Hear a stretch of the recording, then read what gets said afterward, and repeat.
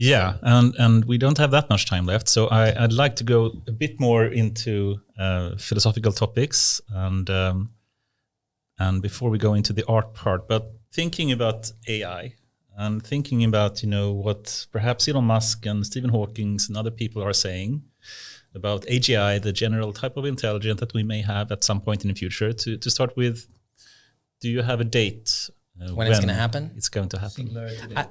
I've been there and I came back. So if I were to say, it would sort of ruin but what I can say is it will happen.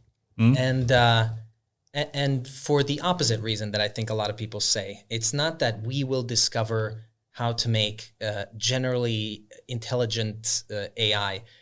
I think we are dumber than people think Realize. we are. Yeah. Yes. We're not quite as generally intelligent as people think we are. We're not very good at statistics. We're good at a very specific type of geometry. We're good at calculating parabolas when you throw things, right, where they land.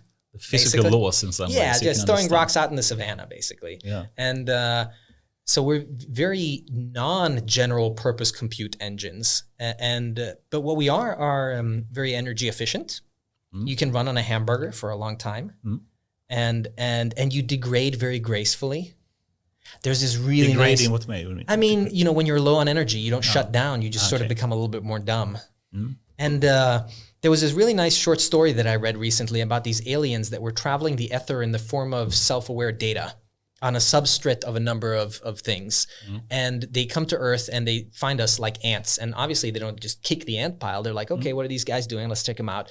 And then one of the guys was like, oh, these guys are computers. And he's like, yeah, I can see they're moving. And he's like, no, they're made out of meat. The computers are made out of meat. And you have to keep it wet for the computer to keep running. And so what are they doing? Oh, they're just, they're throwing rocks. They're walking around, kissing each other and stuff. These meat computers. Okay, yeah. That's really all we are. And that's the reason why I think AGI is coming very soon, because pretending you're a human, and I guess this will bridge into philosophy. To me, pretending you're a human makes you human. Oh, once again, pretending you're human makes you. Yes. Human? So let's say I just walked into this room here, and I'm not sure if you're cyborgs or humans.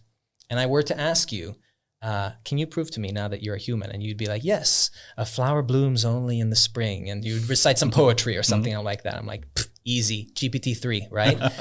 And ultimately, who am I to question what you are? I think that I could make it. It's not something that really appeals to me, but I could say, okay, if you're handicapped, are you less human? I don't think that your humanness has to do with a list of check boxes that your meat computer fulfills. And so I feel like a computer could very easily fulfill any number of criteria that make them very lifelike and intelligent and compelling. And yeah. I mean, I like what you said, that humans are not very general, actually. It's very in line with what, for example, Jan LeCun thinks. Yeah.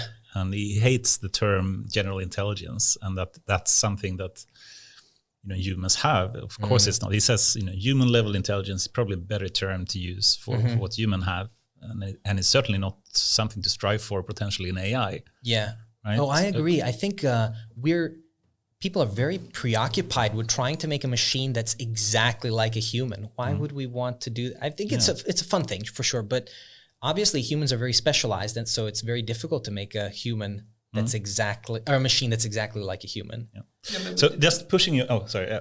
Last comment. I was supposed to push him on the date as well, because you can either think like Ray Kurzweil, and I think he says he's very much into this kind of exponential thinking. And says 2029 is the date for general intelligence, and then you can take the other extreme. I think Mikio Kaku says something 100 years ahead before we actually have some kind of general intelligence similar to humans. What's your thinking in that type of range? So there are some computer scientists that I like a lot that have sort of philosophized about how intelligence comes up as an emergent property. And it really appeals to me that the human brain would be multiple machine learning models sort of competing and collaborating and that kind of thing. And so I don't think we need to come up with one model that is the intelligent model. but rather, the visual model, the ear model, and all that kind of stuff. And I think it's going to take a really long time to make an artificial human. From a robotics point of view, or from a intelligence point of view? From a compellingness point of view, one that can, if we just imagine that we had the perfect android and all we had to do is put in a brain, or you could even have a cable so the brain didn't have to fit. Gluing all those little components together, I think, would be harder than making the component. I almost think we have the components today, in a sense. Like each separate component. Yes.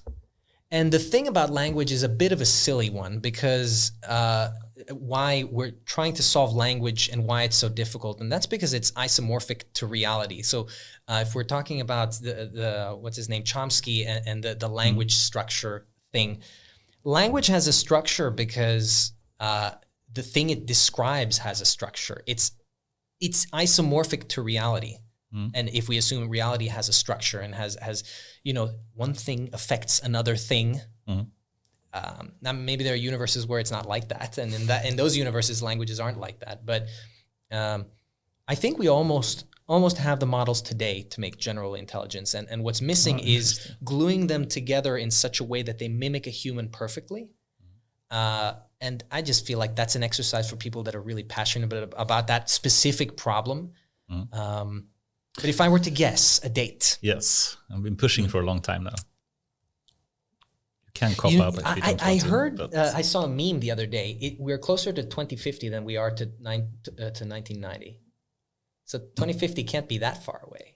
So maybe I should push it forward a little bit. I'm going to say 2070, middle of the road. Really? Yeah. Oh, surprising.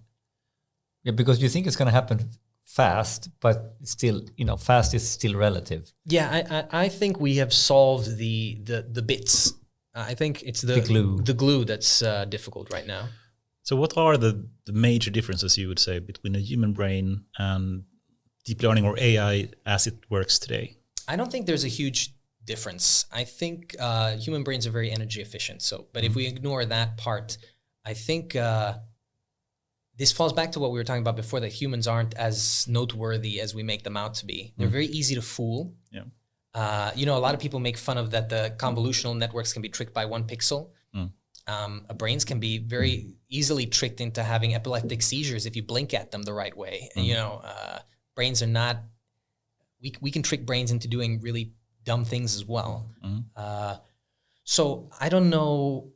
The thing that I thought was fun about convolutional networks was that obviously evolution, by way of its optimization function, death, has made a very energy efficient set of connections in the eyes for processing precisely that structure. And maybe there are energy efficient ways of doing that in computers, but the general principle of taking linear things and turning them into nonlinear, it's not really more complex than that.